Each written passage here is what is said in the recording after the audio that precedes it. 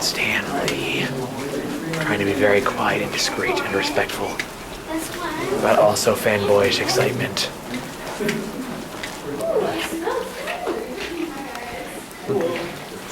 Oh, isn't this fancy?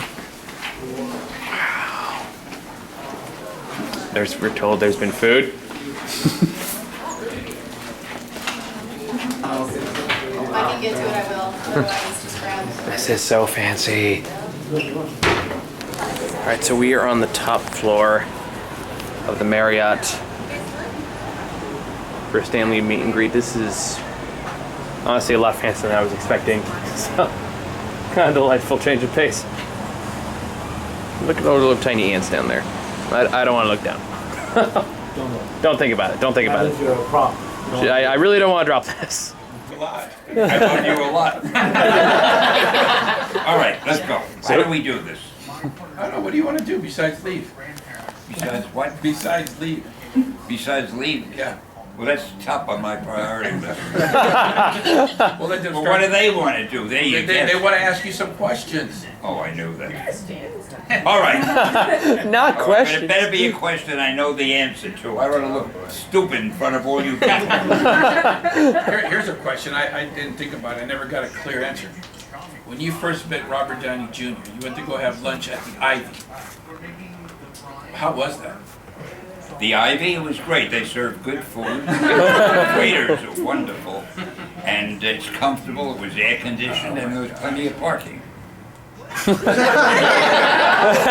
I'm a very literal person. When you ask me something, I answer exactly according to what the question was. How was He asked Robert? how things were at the Ivy, I told him. And you should all be very impressed. Why are none of you making notes? All up I here. tell you what. Mental. I beg your pardon? I told them when you're up there, and you're up there now. Like a spider. Yes. Woo. No, you met him. You were telling me how you met Robert, Oh, yeah. and how'd it go? Well, he wanted the usual with all these actors. He wanted some tips from me on how to act. So I took a few minutes and I said, now, Robert, the first thing you need is a personality. But you don't call him Robert. No, I did call him Robert then. Okay. Because I had just What do you met call him. him now? Just met him. So I said, you need a personality. What? I'm sorry, what was that? How do you call him? Like, what do you call him now? Robert. What did he say? What do you call Robert now? Bob. Bob. Actually, I said to him the other day, I said, hey, everybody calls you Robert. I said, crying out loud, does anybody ever call you Bob? He said, you can call me whatever you want. Bob, Bobbo, Robbo, I don't care. That's the way I feel, too. So I call him Bob. That's it. Bob and me, we had coffee the other day together, discussed the world, and I gave him some more acting tips. The man is so grateful. That's what I love about him. That was funny that you said it right now. We went to the Iron Man 2 premiere. He's sitting in a chair with his daughter, and all of a sudden he's coming down the aisle. I said, oh God, here he comes. And this detail walks up and he goes to everybody like this. Meaning, put your cameras down. All the I'm like, fuck this, I put my camera down. He goes up. They're children present. And he walks up, literally walks up to Stan, drops to his knee, and he goes, Stan, I'm not worthy. I'm not worthy. Everybody does. It was, it was so funny. I mean, it was just very humbling seeing that. And I said to him, you're right. Yeah. It was funny. No, he's a nice guy. And he's the only one who could have played that role as well as he did. Yeah. He was born to be Iron Man. I have a question, if I may. I can't recognize. He has to recognize. I'm not allowed to say we'll take this role. I have that power. I have the power. What's your favorite Spider-Man actor? Tobey Maguire, Andrew Garfield, or Tom Holland, the new one? Who's your favorite Spider-Man actor? Who did I create?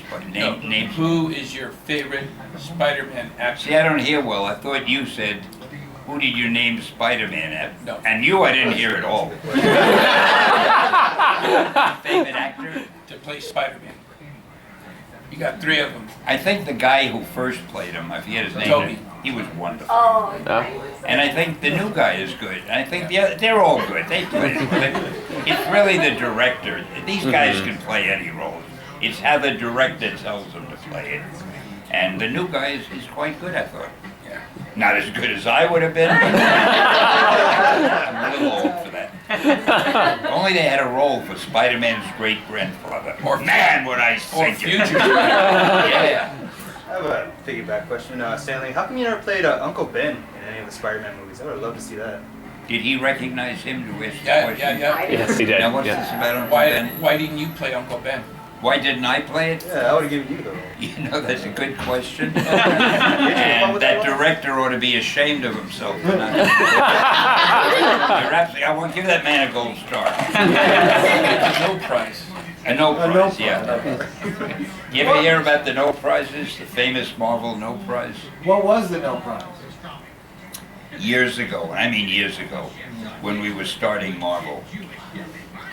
You won't believe this, but I made a lot of mistakes because I have a lousy memory.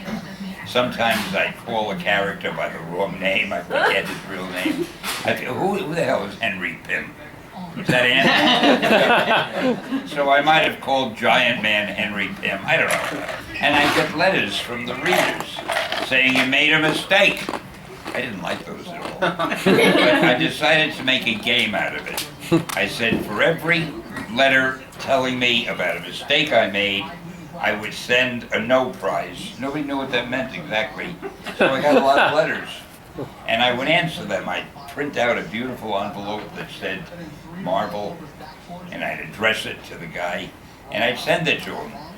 And on the top of the envelope, I wrote, "Congratulations, here's another valuable Marvel no prize." He'd open up the envelope and Oh, brilliant. do you know Brilliant. when I do autograph signing here now, I'll find some older guy come over to me. "Look, Stan, I wanted to show you I've been saving my no prize envelope all these years." It touches me, it really does. Okay. Any more guys? Yeah, one over here. Oh, are you ever gonna get your own Marvel movie?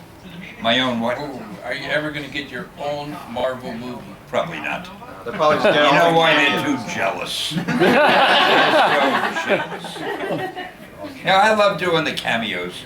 See, the cameo is easy. There's no way you can do it wrong, because nobody knows how it's supposed to be. So I can do whatever the hell I want. And oh look, it's another Stanley cameo, yay! Oh, I'll tell you another reason why Marvel makes so much money, speaking of the cameos. You're in the theater with your girlfriend or boyfriend, depending on your taste. And all of a sudden you want a piece of more popcorn. So you reach down and you get the popcorn. While you reach down for the popcorn, you miss my cameo. So the movie ends, and you turn to your girlfriend or boyfriend, as we say, and say, "Hey, we didn't see Stan's cameo." Well, what do? You go back to the box office, and you buy 2 more tickets. That's why the movies make so much money, because they sell a lot of popcorn, and that gets them back.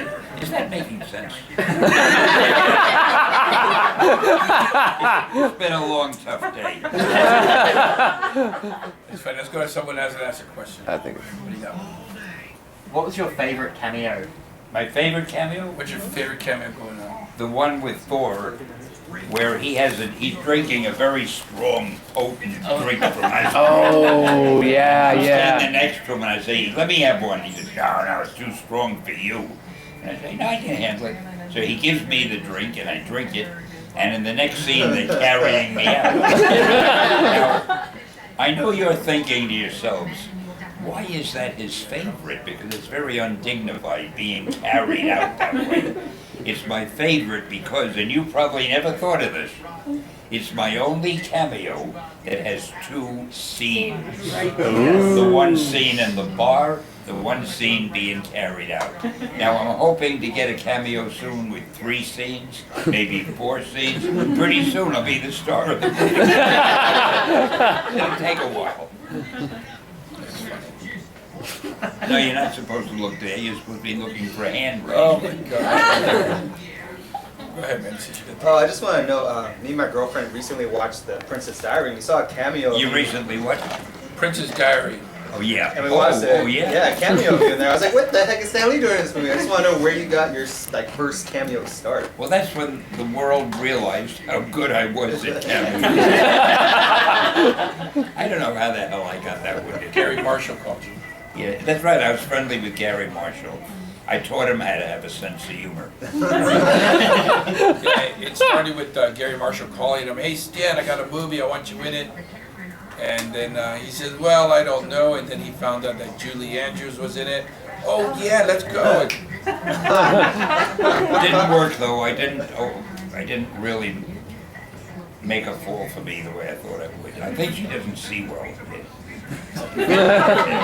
Didn't hear well. Didn't know. No, she was great though. They were all great. There was a guy in it. I was supposed to have had a slight Italian accent. I am terrible at accents. The only accent I can do well, I don't know why, is an Irish one. But Italian, forget it. And there was a guy in the movie who had I forget his role, a real nice guy, an actor you've seen a million times, a small role. And he said, "No, Stan, you say your line like this." And it was perfect the way he said it. I tried to do it and it came out horribly. We rehearsed for about an hour before we shot the scene. It still came out horribly, but nobody seemed to mind it because I think nobody in the audience knew what it was supposed to sound like. Wish I could remember that guy's name. He's such a I good try to actor. remember too. Him and there was one time him and Gene Simmons. I mean that guy. If you guys ever talked to him, that guy's like Mr. Dictionary about. What if they don't know who Gene Simmons is? Oh, they know. Yeah, I know. Yeah, we Oh, know. they know. Everybody. Fine. Is there anybody here who doesn't know who Gene Simmons is? They'd be embarrassed. They're gonna be embarrassed to see it. All right. But now they can't. That guy is so well with information. I mean, him and Stan were going, "Stan, do you remember when you and Kirby this?" And I was just like, "Damn, Gene, you know a lot." And he goes, "Yeah, I know a lot." He was talking about stuff I didn't even hear about. Him and his wife, him and Gene Simmons' wife, how they used to come over to Stan's house and have some fun and things like that. And then anyway, let's go to a different question. I kind of lost myself on that one. Go ahead, buddy. In your eyes, what is your greatest achievement? Ooh, What? that's a good one. Don't say me, but what's your greatest achievement? Yeah. I think Someone on the laugh during track. this evening. I think this evening, sitting here in terror, wondering what the next question will be. Will I know the answer? Not easy. Any answer you say is the right answer. Go ahead. What's your favorite food? My favorite what? Your Food. favorite food? Fruit? Food. Food. Can't be fruit. You know, I'm really not much of an eater. In fact, I was telling somebody the other day, I don't remember any time in my entire life when I have said, "Gee, I'm hungry. Gotta get something to eat." I think if you could live without eating, that's the way I would live. So my favorite food, I don't know. Well, you have lunch with me sometime. What's my favorite? He likes chicken strips. Chicken soup? The chicken strips with the dipping sauce. Oh, anything with dipping sauce. Yeah, that's good. That's a good answer. He discovered that one day. We went to Popeyes, and If that's for me, I'll call him back. It's never for me. we went to Popeyes one day. "Max, this is great. Go back around." I go, "Dad, go back around. Go get some more." We went to Stan's like, he's not a guy that said, "I want to go eat at Wolfgang's, so let's go to this fancy restaurant." "Hey Max, I'm in the mood for a burger. Let's go to McDonald's." Pull up into McDonald's. McDonald's. Yeah. We put It's a in. great place. Yeah. Yeah. We pull in. I tell the guy what we want: a couple of burgers, fries, and a drink. And the guy go, "Here you Two go." drinks, one for you and one for me. Not a drink. Couple of the guy's looking at me like this, and for some reason he kind of glanced down. He went, and he let all my change fly off. And he didn't say, I'm sorry, I'll go get it. It was a couple of dollars. I give him a $20 bill and I got like $7 back blown in the wind. And he's like, and his boss is doing that, hey, what's wrong with you? And he had his mic on. Oh no. And I heard it over at the PA. It's fucking Stanley. I was laughing my ass off. And the guy in the back, I don't care, take my order.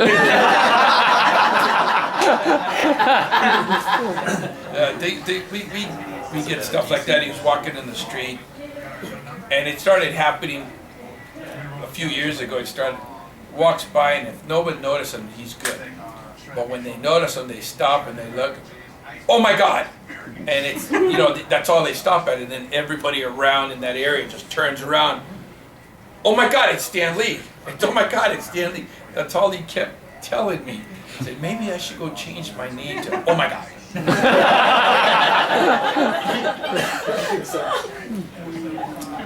What else? How about this? Who, from what you remember, what's your funniest experience from one of the celebrities you met? What can you think of? Can't think of any funny experiences. All of them, they were always trying to pick my brain. They were so jealous of me. All these. Yeah. Who's the one who wrote? I have no memory. The guy.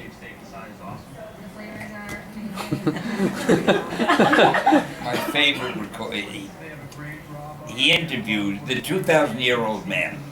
Larry King? Who? Larry King? No, not Larry King. Well, he probably is 2,000 years old. He did this album, a 2,000-year-old man is interviewed. And come on, don't let me. I'm trying to remember. There's only two people I can think of. Mel Brooks. Mel Brooks. You've all heard of Mel Brooks. Yeah. Funniest man you could ever meet, but in person, nothing. Yeah. And there's a restaurant where we live, where I work, an Italian restaurant that I used to go to almost every day. And every Friday, Mel Brooks would be there with one or two guys, his own little group. We'd say hello and sit and talk for a minute. And Mel had he did the movie, the History of the World, Part 1 and 2, and he did the one with the cowboys where they're all flatulent in one scene. Anyway, he's a funny guy, but I had lunch with him one day, and I said to him, I got an idea for you. You did this album where Carl Reiner interviews a 2,000-year-old man, because he played a 2,000-year-old man. And he was very funny. For instance, Carl Reiner says to him, and he asked him about historical figures. Did you know so-and-so? And he says, and did you know Robin Hood? You must have known him. He robbed the rich and he gave to the poor. And Mel Brooks says, nah, he robbed everybody and kept it all himself. Stuff like that. So I met Mel and I said, I got an idea for you. You've already been interviewed as a 2,000-year-old man. I think you ought to do an album, which could be very funny. Mel Brooks interviews God. And he said, ooh, it's not bad. So that was about a year ago. I haven't seen the album yet, but watch for it. When you see it, call me so I can call my lawyer. What made me mention all that? That was a dull story. That was a funny story. All right. Here's another thing I didn't know. Tell him about the guy that we go to the restaurant and takes care of your bill. I don't know who this man is. Yeah. There's a certain restaurant when I go to with my partner, my business partner, the waiter will say, I'll offer my credit card. He goes, no, I don't need that, it's been paid. I say, what do you mean it's been paid? I'm sitting here, I didn't pay you. That man over there. And he pointed, and there's some guy sitting at a table, and the guy goes like that. So I go like that. He paid my bill. That has happened about 4 times in that restaurant. I don't know who this guy is, but I try to eat there as much as I can. Are you looking at notes? Do you write notes before you have one of these things? No, it's no, it's not. God, man. Let me think of something that'll be funny for you. Oh, I think I'm a great driver. Other people think I'm an aggressive driver. Auto driver, that means. They might think you're talking golf. Yeah. But I learned my driving skills from him. You've learned everything from me. Grammar. You are so bad at grammar.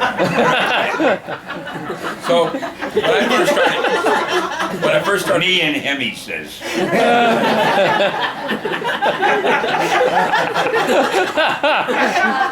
when I first started working with him, he invited everybody to go to his house for something, and at the time he had a convertible. He still does, convertible Mercedes, beautiful car. Okay, guys, let's go. So everybody comes down, and I said, I'm looking. Okay, nobody's going with Stan. I said, hey, I'll go. Okay, guys, who's gonna go? No, you go. Everybody's like, no, you go. We're going our own. Nobody ever wanted to drive with me. No. I said, okay. I said, cool. I'm gonna be with Stanley in the car driving down Hollywood Boulevard. I said, we're gonna have some fun. Tell him your method, if you please. Well, This is I explained to him, when you drive in your car, you're not just driving a car, it's a war. You're driving a military vehicle, and as you drive along, if any car gets in the lane ahead of you, you're losing the battle. Let that happen. And when I drive, I want to win that war. Boy, if you're on the road, you better watch out for me. Unfortunately, I don't drive that way. I don't drive anymore because my stupid eyes don't see well enough. I'll get you for that, boy. And so it's only a story we can tell now. Now I have to drive with him. But luckily, he remembers my story. So anytime anybody starts to get ahead of us, he steps on the gas, he just, you're not winning this battle. That makes me feel good. I saw how he drove, and I was like, I kind of clinched it. I'm like, oh God. And we get I there, was a good driver. and everybody's like, yeah, now you know why we don't go. So then one day, eventually, it comes to the point that I start driving him, and he sits in the car, and he's like this, something like that. And I'm kind of like, okay, he's in the car, and I'm saying, what is he doing? He's like, and I'm looking at him, I said, okay, what the hell? I'm doing that, and I'm like, okay, so I couldn't figure it out.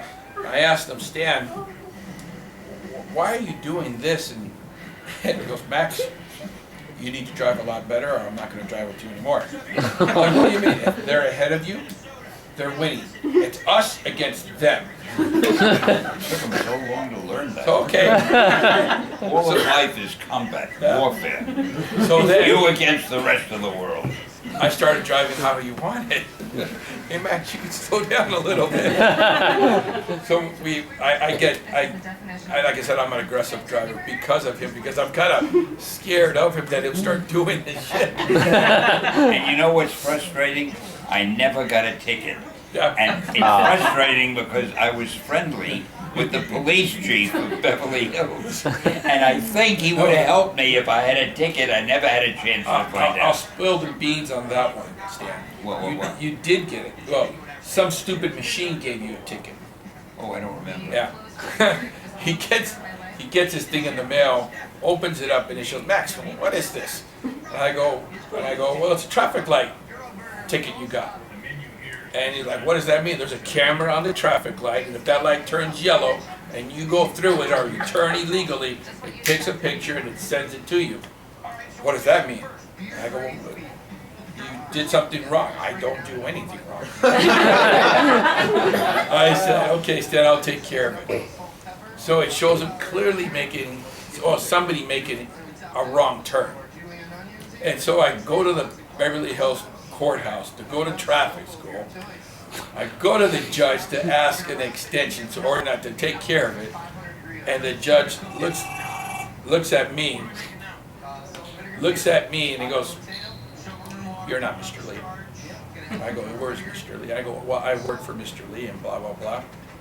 And he goes, "I'll see you after court." And I'm like, "Oh shit." And so I'm waiting. Court's adjourned, and I go, bailiff, what? And the judge told me to wait. He says, wait, he'll be right out. Comes out, comes to my chamber. Never heard this story. I never told it, but God is my witness, it was true. Goes back to his chambers, I go, Your Honor, call me Jack. I'm like, okay, Your Honor. He goes, you work for Mr. Lee? And I go, yeah. Tell Mr. Lee, I'm a big fan.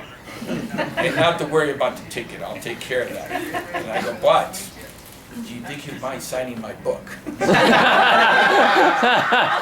Gee, I wish this guy was the fellow who did your tax return. Yeah.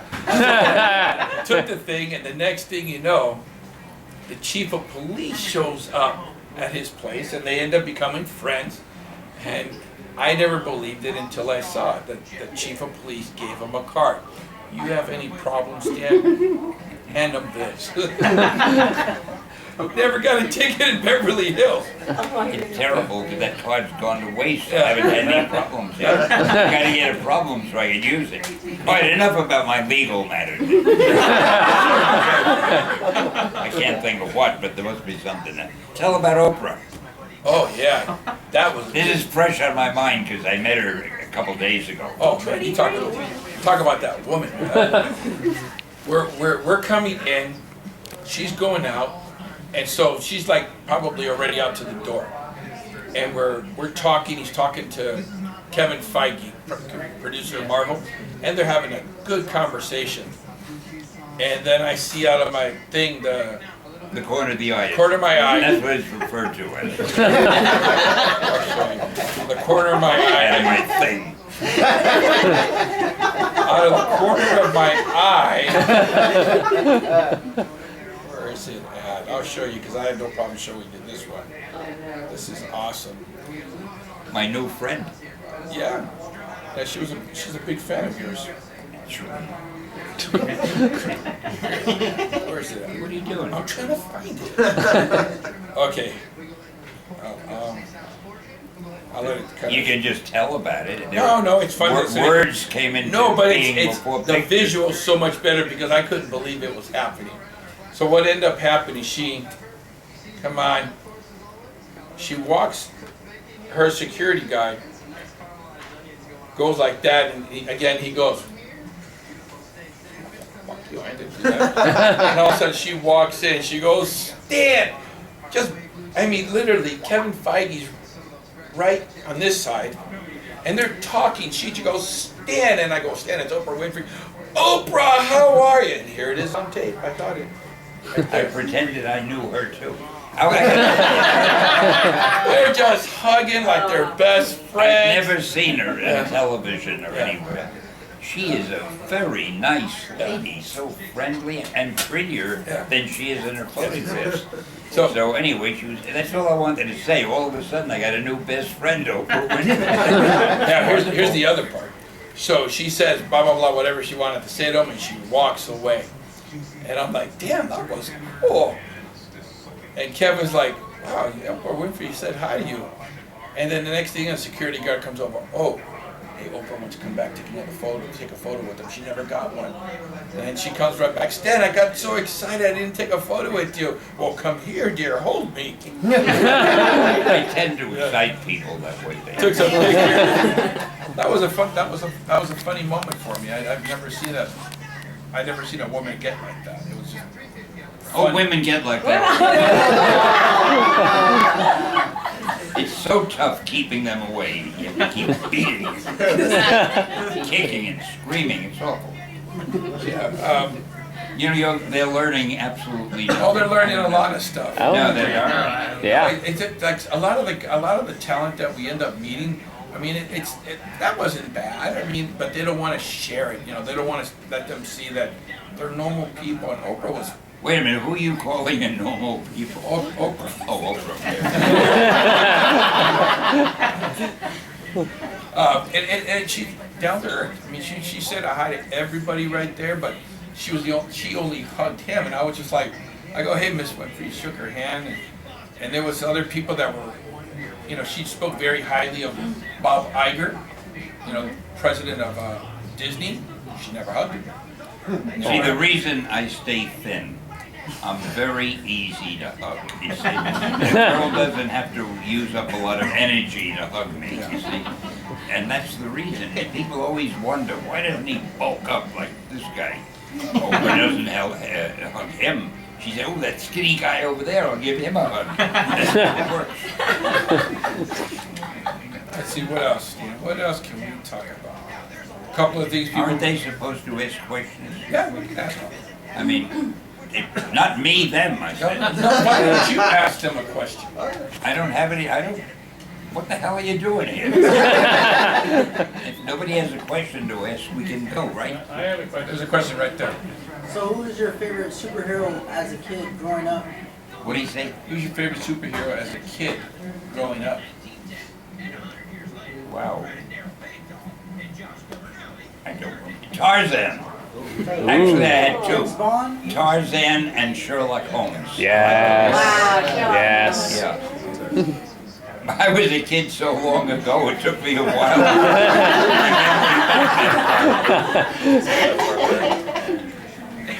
So, That it? go ahead, Well, buddy. you didn't start writing at Marvel, but what did you do then before you started there, or? What? What did you do before you started being a writer for Marvel? What did I do? Yeah. Well, one of the things I was an usher at the theater. It was on Times Square. It was called the Rivoli Theater, a very elegant theater. And the ushers were almost like cadets at West Point. I mean, every morning the manager would come out and line up. There were about 6 ushers. I was one of them. And he'd check our uniform, the buttons shiny, is everything pressed and clean. And it wasn't easy being an usher at the Rivoli, but I had one adventure one day. Franklin Roosevelt was the president at the time, and his wife was always going around mingling with the people. And one day while I was an usher at the Rivoli, we heard that Mrs. Roosevelt was going to come in to see whatever the movie, it was a Bing Crosby movie, I think.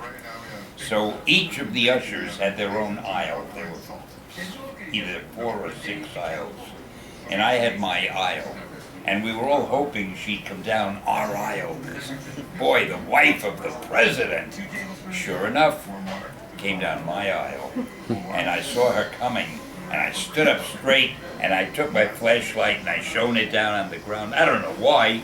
And then I said, this way. No, I shone this. I said, this way, Mrs. President. Yeah, I shouldn't have called her Mrs. President.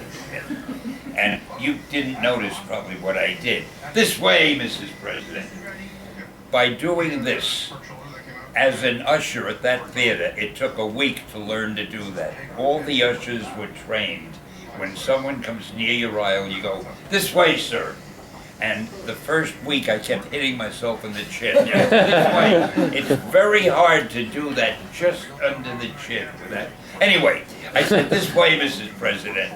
And I walked so straight with my chest out, my head high, with the flashlight, and some bastard had his leg in the aisle. And I tripped and I fell right on my face. And the next thing I know, the wife of the President of the United States was lifting me by my shoulder. Are you all right, young man? And she was helping me to my feet, and I was so embarrassed. And that was my experience. I didn't last very long after that. And then I had a lot of jobs. I was an office boy at the 2nd largest trouser manufacturer.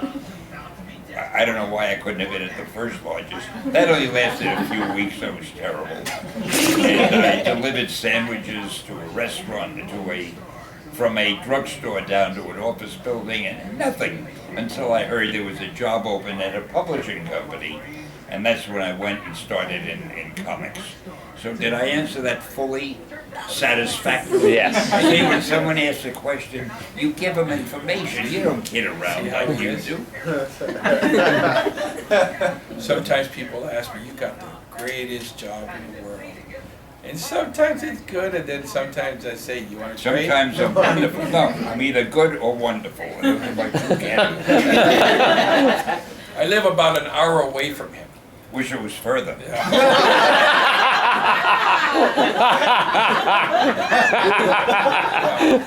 This is one of those good times, right? Those good times. We have lunch.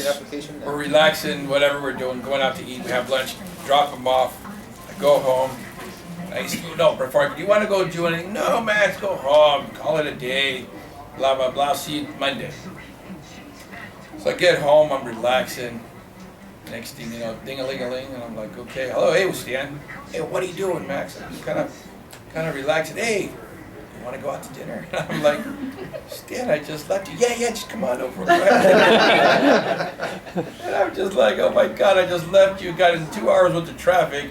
Now I'll go back for another hour. Then on the way back home, it'd be another 3 hours. But dinner with me, was it worth it? It was. It was. It's.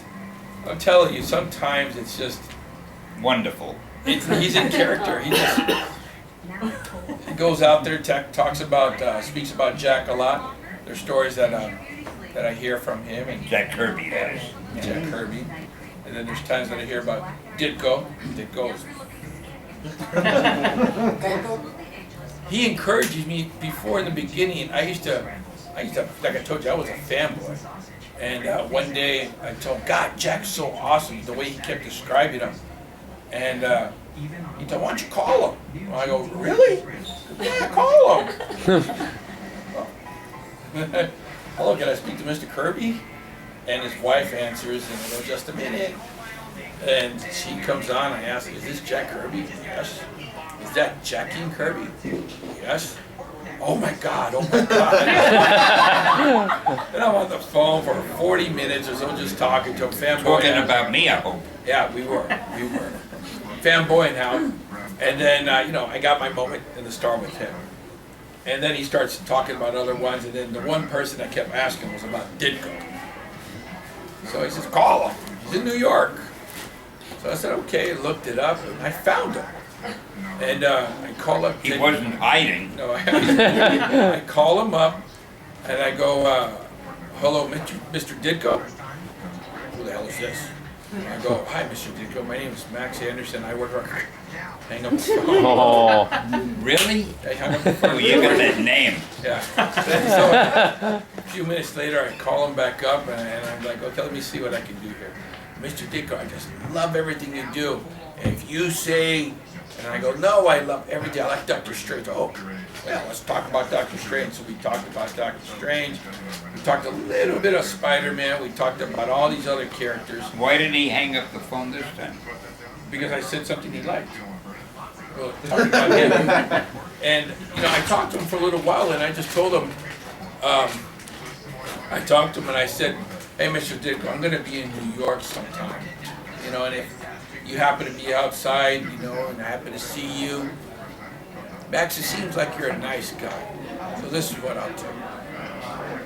If I'm in a good mood, I'll say hi. But if I'm not, I'll call the cops. I stood 2 days outside his place, waiting for him to come outside, and I couldn't figure out, but he loves McDonald's. There's a McDonald's across the street from him.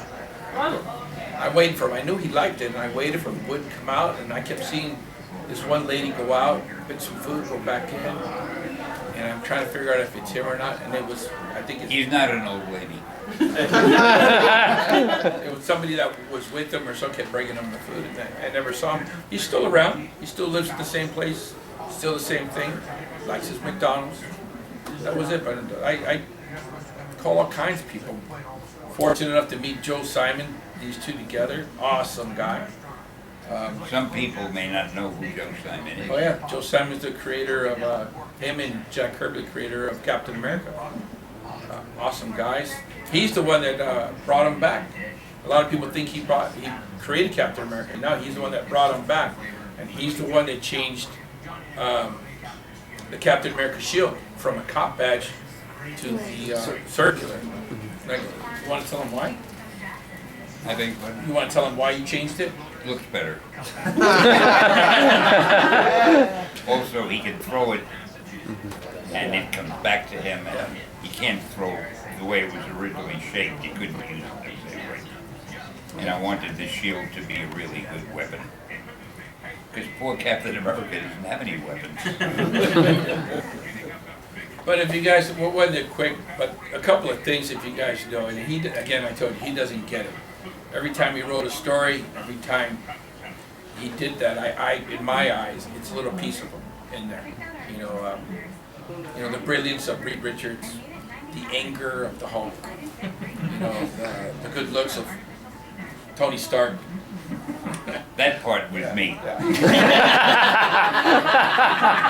It's funny. I mean, if you really read it, and I know him well, I see it. I see it all the time. There's little parts of him in there, and He's talking about the good looks.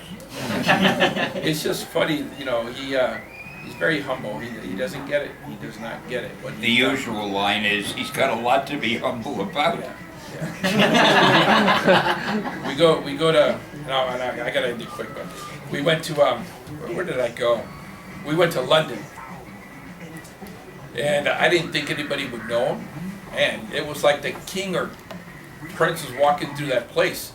I mean, you should have seen security in every direction. They just like they closed off a certain part of the terminal that we came in through. They wouldn't let him walk. No, Mr. Lee, there's a car right here. Just get in this little trolley. They put him in the trolley. They walked him up. No, you don't have to get out of your car. Let's have your passport. And they walked over there. They gave him his passport. The guy opened it up very calmly and had gloves on, stamped it, gave it to him. He handed it like that. And I'm like, Jesus Christ. And does everybody get treated like, oh no, it's Mr. In Lee. America, they say, hey, stay in line. It was, I mean, it's just, everybody was just like amazed. And Yes, he's still around? yeah. You want to hear some? Let me think here. How would I? Whether they want to hear something or not, I bet you they're going to have to hear it. No. I'll bring it up another time. Later down, we'll bring it up. But there's pictures. Again, I'm rambling, and it's funny because I like I said, I'm a fanboy at heart, and I want to know everything I can about him. And one time he let me look at his photo of him, and I'm looking at him. I go, holy moly, look at this! And you see him, you know, a young Stan, probably in his 50s, right there, 40s, and he has these powerful dogs. And when I mean powerful, you got these German Shepherds and Rottweilers and Doberman Pinschers, and you know, powerful, manly dogs. He's one of them. He's holding them like this, and another one like that, like, you know. He's fighting them, right? There's pictures of that. I go, damn, Stan, you got some smart dogs. Yeah, you know, like cool. So it refers back and forth. When I first met him, when he invited me to his house, he was telling me First big mistake. I was thinking, God, you know, he's talking about all this stuff, and I'm thinking, oh shit, I'm gonna get my ass ripped about these dogs. He opens the door. Hey, Max, don't walk in so quick. The dogs might get excited. And I'm like, oh, God, I'm going to get bit. Yep. Opened the door, and it was, I don't know, at the time, it's probably 7, maybe 8 dogs. Opens the door, and I was like, I'm going to fear for my life. Nope, it was not. There was 7 Chihuahuas in there. And one Yorkie. That was his dog. Winky Dink. Winky Dink. That was it. My wife named the dogs. Yeah. Dogs love me except for one of them, Mousy. Known that dog for years. Mousy was this size, but of all of them, she was the killer. Yeah, She told me her throat. She did. I went like that. You know, here's a little treat. Try to bribe her, and she'd nibble on the treat. I said, "Cool, I'm in good grace." I go over there to kind of like that. Wham! Bit the shit out of my hair. I'm like doing this. Are you okay? Yeah, I'm fine. Yeah, I'm all right. Got 7 stitches put in it. Oof. Yeah. Are there any more questions about comics? Go ahead. What I do with this? Actually, I just want to ask, which, not just for your favorite character, what was your most fun character to write? Which character was the most fun that you always like to visit? I think the Hulk.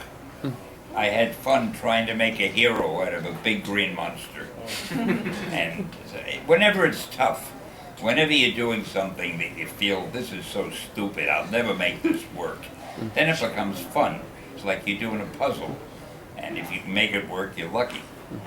So, Sure. yeah, the Hulk was, I think, the most fun at that time. Chair.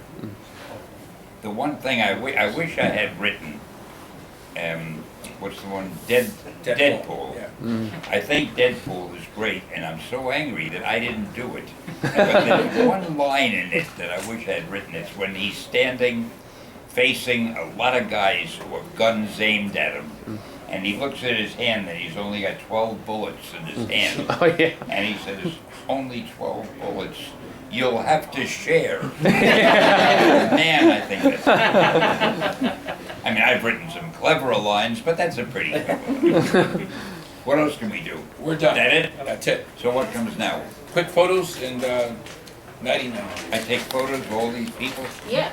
All right, so I didn't get to see Hodor, but I did get to end my night in spectacular fashion with a night with Stan Lee, which will probably make its own separate video, because for me it is such a big deal, and I'm very happy about it.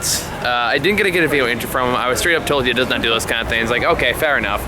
Still got a picture of him, still got to spend the night with one of my all-time favorite celebrities, so I'm really happy with things, and I'm gonna close out the night because it's not gonna get better than this. I don't know if I'll do footage tomorrow. I might, but probably won't. Nothing's gonna top this, so I'll probably just end this here. I'll still do unboxing stuff, so keep an eye out for that. Other than that, thank you guys so much for watching. I look forward to go back doing regular reviews next week. So thank you all for watching. I'll see y'all later.